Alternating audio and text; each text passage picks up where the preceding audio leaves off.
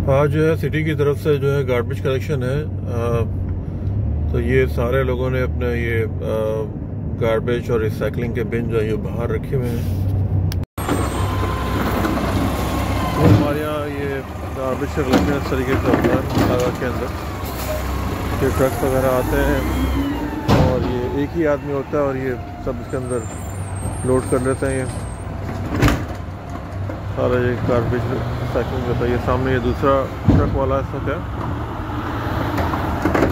ये सारे बिन्स होते हैं, इसके अंदर जो है ये रिसाइकलिंग का होता है। इसके अंदर प्लास्टिक वगैरह हो गई, इस टाइप की चीज़ें।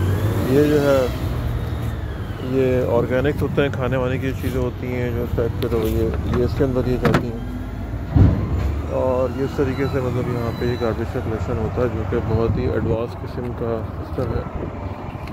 तो इस तरीके से ये होता है यहाँ पे सिटी ऑफ मिसिसागा के अंदर।